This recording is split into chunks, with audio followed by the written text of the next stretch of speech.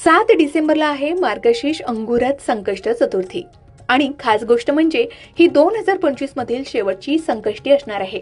नवीन वर्षाची सुरुवात बाप्पाच्या आशीर्वादाने व्हावी, अडथळे दूर व्हावेत, त्यासाठी बाप्पांना कसं प्रसन्न करायचं, या दिवशी काय करावं, चला सविस्तर जाणून घेऊया।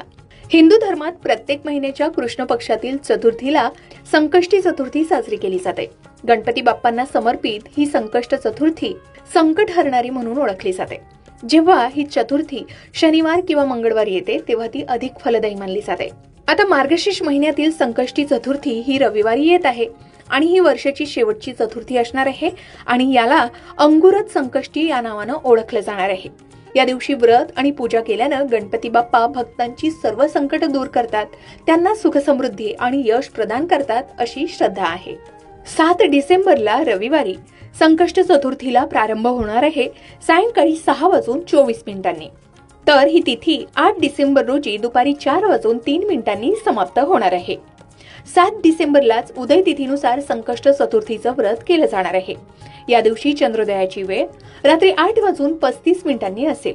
संकष्टी चतुर्थीचं व्रत हे चंद्रोदयानंतर पूर्ण होतं, त्यामुळे चंद्रदर्शनाला या व्रतामध्ये अनन्यसाधारण महत्व आहे।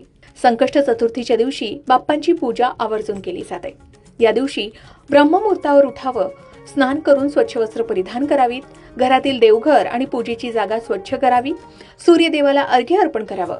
शिवाय एका स्वच्छ पाटावर गणपती बाप्पाची मूर्ती किंवा चित्र स्थापित करून बाप्पांची षोडशोपचारे पूजा करावी। गणपती बाप्पांना गंगाजल आणि पंचामृतानं अभिषेक करावा। हळद, कुंकू आणि चंदन लावून गणपती बाप्पांना सजवावं। हार आणि फुलं अर्पण करावीत, विशेषतः लाल जास्वंदीचं फूल आणि दुर्वा या दिवशी आवर्जून व्हाव्यात। तुपाचा दिवा लावून गणपती बाप्पांना मोदक आणि नैवेद्य अर्पण करावा।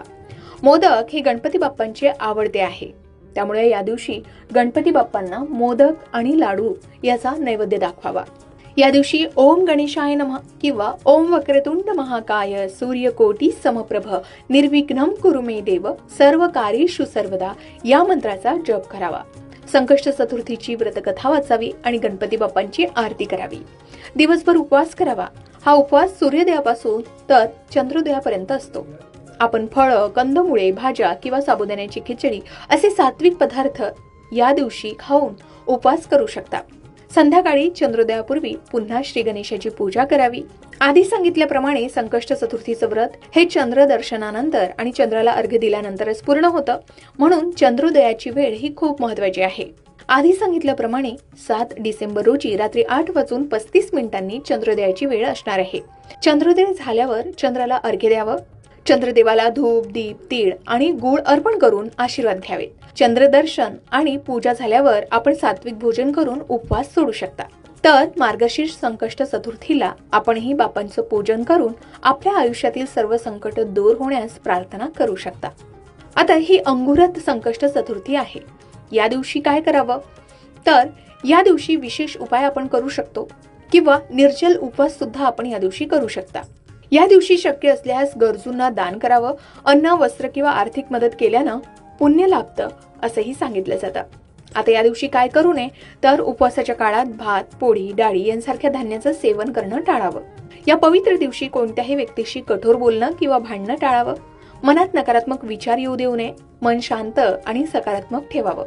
हा दिवस पूर्णतः सात्विक असल्यानं मांसाहार आणि मद्यपान पूर्णपणे टाळावं।